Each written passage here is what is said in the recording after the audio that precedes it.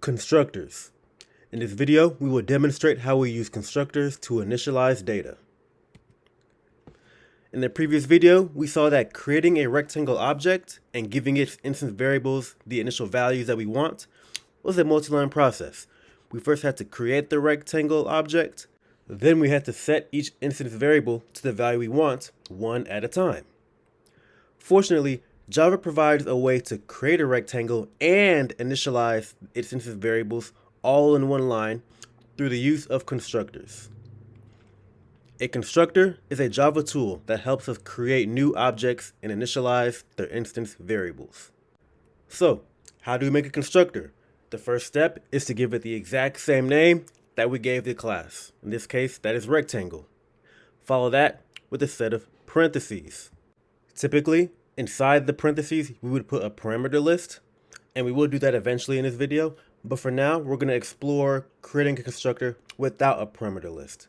A constructor without a parameter list is called a default constructor. A default constructor allows us to choose what the default values of our instance variables will be. Right now, the default values are 0 because that's what the default value is for an integer. However, suppose I want the default length to be 5 and the default width to be 10. Well, inside the body of the constructor, I'll set the length equal to 5 and the width equal to 10. Thus, when I go inside my main method and I create a rectangle object with no parameters and I print out the length and width, now instead of seeing 0, 0, the original default values for an integer, I'm going to see 5, 10 because those are now the new default values. That being said, a limitation of default constructors is that they will use the same initial values every time. And obviously, that's not what we want, right? Sometimes we may want to make a rectangle with a length of 5 and a width of 10.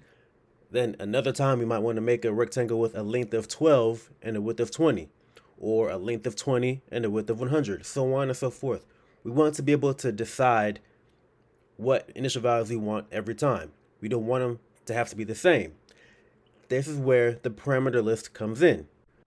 In order for us to be able to initialize our length and width variables to different values every single time, we're going to need a constructor with parameters. But before I show how we do that, I'm going to erase the default constructor from the screen. All right, but although I'm erasing it from the screen, I still want you to assume it's there in spirit. The reason I took it off the screen is because in this video, we're going to be writing code for several constructors, and we're simply not able to fit all of that code on this computer screen. You will on when you're writing your own code in your editor, but for this video, I can only fit so much code. So for now, I'm going to erase it just to make sure we have enough space for the code that we're currently talking about at the moment. So we want a constructor with parameters. Once again, obviously the name of this constructor will be rectangle. It's going to be the exact same name as the name of the class. Then after that, it's going to be our parameter list. We're going to need a parameter for each instance variable in the class. Since there are 2 instance variables, our constructor will need 2 parameters. One for the length, one for the width. Right? Then the next step would be then to assign the values of those parameters to the instance variables. But here's where the common mistake is made. Since the parameter and the instance variables have the same name, a common mistake for beginners would be to say, hey, set length equal to length and set width equal to width. But as you can see, this is a naming conflict. This code actually ends up doing nothing. It ends up assigning the parameter to itself, which is not what we wanted. This is where the this keyword comes in. By putting the word this in front of length, that lets the compiler know that we're talking about the instance variable length, not the parameter length. By putting the keyword this in front of width, that lets the compiler know we're talking about the instance variable width, not the parameter width. Thus now, the way the code is currently written, the parameters are now getting assigned to the instance variables, which is what we wanted.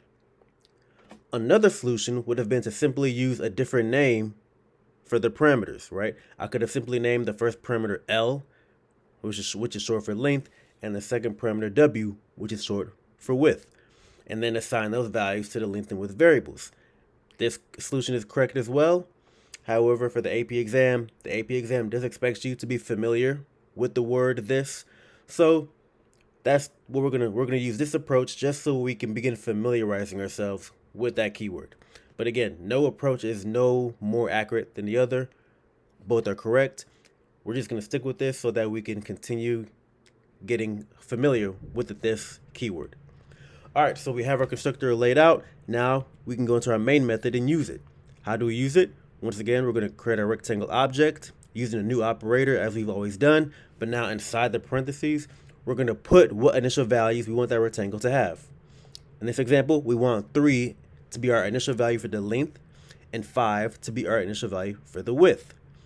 Notice that the 3 will get stored in the length and 5 gets stored in the width because in the constructor definition, that's how we define the order. We define the order to be that length comes first and width comes second.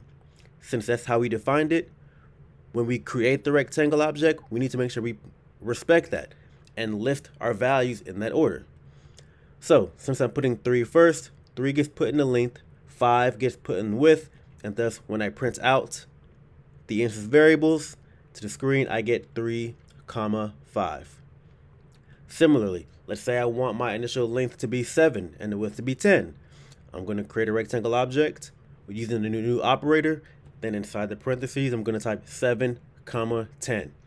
Thus, when I print out the instance variables, that's what gets printed to the screen, 7, 10.